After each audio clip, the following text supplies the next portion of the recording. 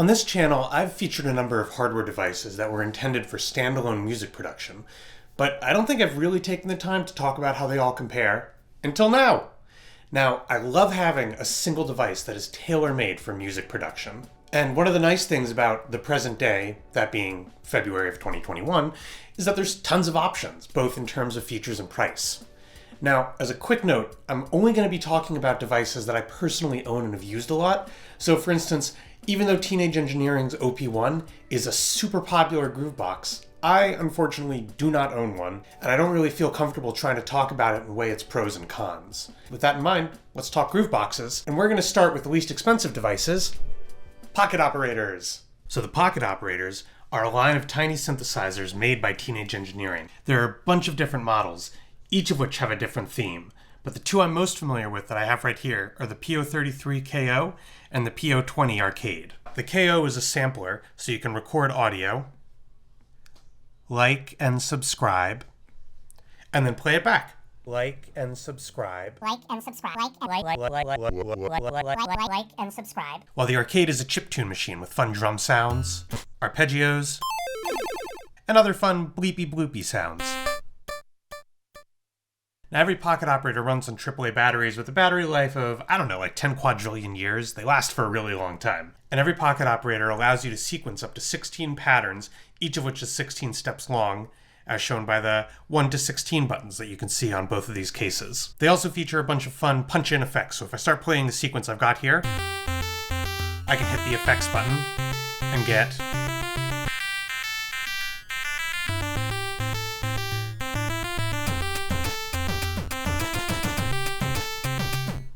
stuff like that. Lastly, as you can see, I've got them connected with this little 3.5mm patch cable. Fun thing about pocket operators, they play really nicely with one another. You can connect them, sync them up. So now whenever I hit play on the KO, it's also going to trigger the Arcade.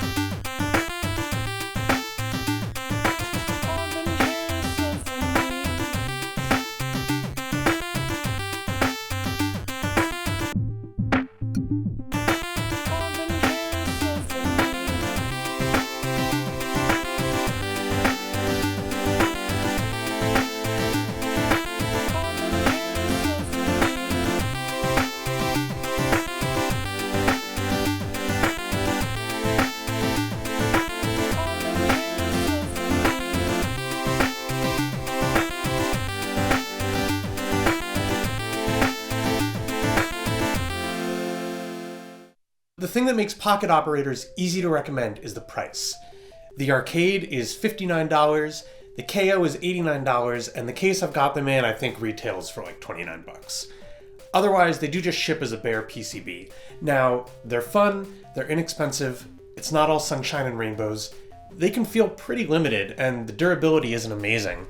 At least in my experience, the knobs on my KO are particularly bad. They'll sometimes fail to register turns, or think that I'm turning them even though I haven't actually moved the knob. That being said, there's nothing that really compares to them price-wise, and I would say that they're fun enough and cheap enough that I could still pretty easily recommend it to almost anyone interested in that kind of portable music production. So next up is the Yamaha QY-70. Now the QY-70 is an older piece of tech, and unlike the pocket operators, you're not going to be finding it new. Now I was able to find these on eBay in the neighborhood of about $135 with shipping included. It's got this fun little piano-style keyboard for punching in notes into your sequences and demoing sounds. And the sounds in here, by the way, are deliciously 90s-y. Now, if you're interested in more info, I have a longer video on the QY-70, but to summarize, it's essentially a platform for mobile music making. So you build your songs in general out of 6 different segments: an intro, main A, main B, fill AB, fill BA, and ending, as shown by these keys down here, that you can then jump between while you're playing. It sounds great, can run off of batteries or a wall adapter, and stores a bunch of patterns. A lot of strengths.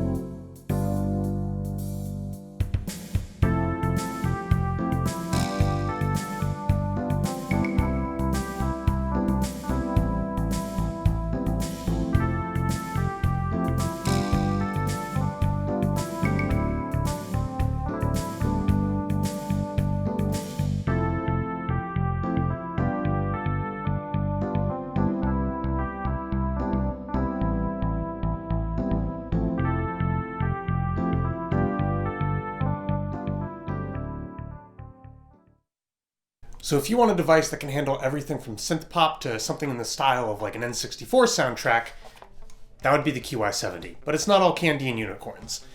The biggest downsides to it are that because it's an older device, I find the workflow can feel kind of cumbersome, especially when you have to dig through the various menus in it. It's also disappointing that the screen doesn't have a backlight, since the QY-70 has a ton of information to communicate. That being said, I love this device, and while I think that being over $100 does make it costly enough that I can't quite recommend it to everyone, it's worth looking into if you love its particular sound. Jumping up to $150, we've got the Volca Sample. Like the pocket operators, Korg's Volca line are small, battery-powered, portable music-making devices that are each built around a specific concept. They've got one that's tailored to drums, they've got another tailored to bass. I also have this one, the Volca Modular, which is supposed to be like a miniature modular synthesizer. But the one that I want to focus on that I think is the most grooveboxy is the Volca Sample. Now, like the name suggests, the Volca Sample is a sample sequencer. You can sequence in different samples. You could also repitch them if you wanted. The sample space is a little bit small, but it's enough that you can produce fun lo-fi beats. And a quick thing and a fun sampler trick is that when you have your samples on your computer, in a program like Audacity, if you double the speed, that pitches them up 1 octave, but it makes them shorter. So the file takes up less space. So when you put it on something like the Volca Sample, you can then pitch it back down. To show you what I mean, I've got this piano sample, which I can promise I didn't play that quickly or that high pitched. But when I pitch it down, -12, that's an octave. Now it sounds a little bit more like how I played it.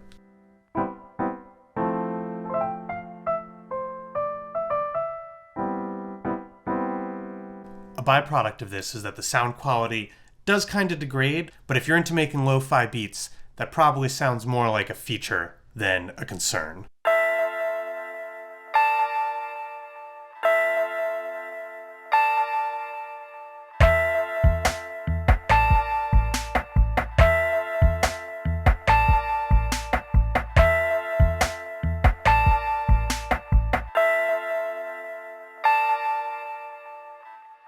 Like with the QY-70, I've got a longer video about the Volca Sample too, but to keep things brief, the sample is an excellent piece of gear for making beats and performing them live. These two analog oscillator knobs let you dampen or boost the high or low tones in your song, which is fun for doing those kind of DJ-style filter sweeps. There's a built-in reverb, which, while not amazing, is plenty serviceable, and I really do enjoy having it on there. The Sample 2 that I have has more storage than its predecessor, and also has a little USB port here for transmitting samples. The original would send them into the sync in port, if I remember right, using audio. The original Volca Sample would store 10 patterns that you connected in a song mode, whereas the second model lets you store 16 patterns, but instead of a song mode, you can just chain adjacent patterns to one another.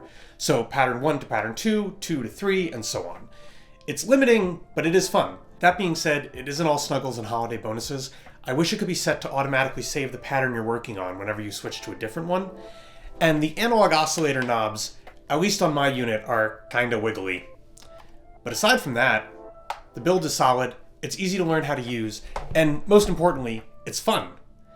Out of the devices that we've spoken about so far, the Volca Sample 2 is probably the one that I am the most infatuated with, at least currently. The next device that we're going to discuss, the Elektron Digitone, retails for $800, which is a pretty major price jump.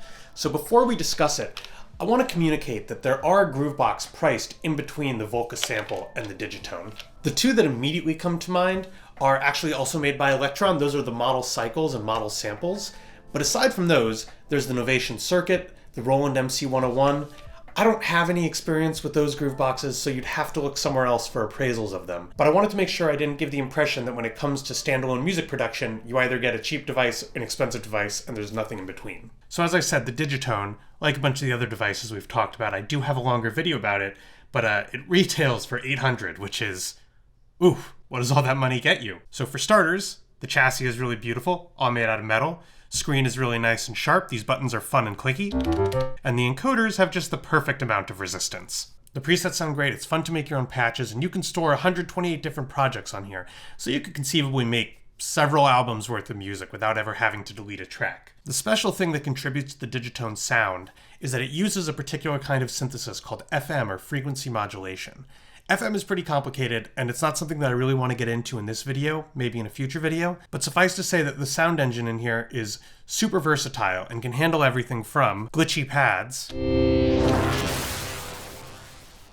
to drums. After you record a pattern onto the Digitone, you can change parameters of that pattern per step. So for instance, you could have each step playing at a different velocity, having a different amount of portamento, or even have a completely different patch, so a totally different instrument on each step, if you wanted to.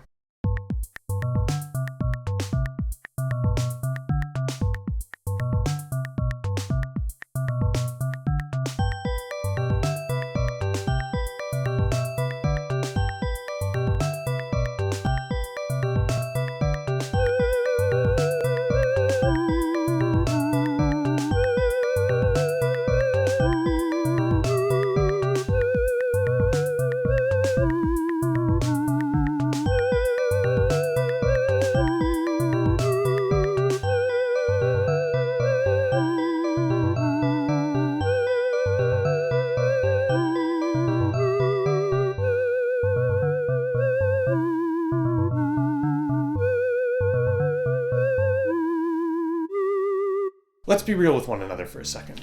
The Digitone, an amazing music-making device. I love it so much, but I can't recommend it to everyone.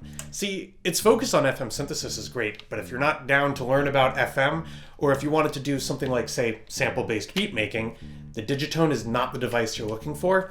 You might be more interested in the Digitact, which is its sample-based cousin. But whether it's the Tone or the Tact, they both cost $800, and that is a lot of money. They might be right for you, but I would recommend doing a lot of research to determine that. And despite how great the Digitone is, it isn't all peaches and gravy. The versatility of the device and all of its features means its learning curve is also kind of steep, and it did take me a while to feel comfortable in the Digitone without having to turn to Google for assistance every 5 minutes. Also, and this is more of a personal grudge, but this is technically my second Digitone. The first one I ordered was completely dead on arrival. It would boot up, crash, and then I had to turn it off. I was able to replace it, but it did leave a poor first impression. And it also bugs me that the Digitone can't run on batteries. I've seen photos of the internals. There's enough space to put a battery pack in there. They just didn't. Overall, the Digitone's great.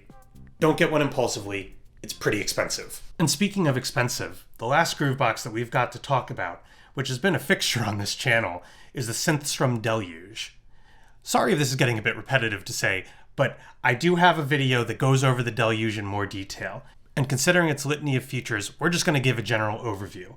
So the Deluge has multiple synthesis engines, it can play and sequence samples, has various onboard effects, it can sequence over MIDI, it can send out control voltage and gate signals for controlling modular gear, it can sample via either a line-in or the built-in microphone, and it can probably do your taxes too, I don't know. You sequence in notes using this grid, and pressing the shift button here lets you access the functions of the Deluge that are written on the case next to the different pads and buttons. The only really major point of critique that I can offer is that the knobs, kinda wiggly. At least on mine, I actually have had this one pop off a couple times and I had to tighten it back down. It wasn't a huge hassle, but considering the cost of the Deluge, it was a little bit surprising.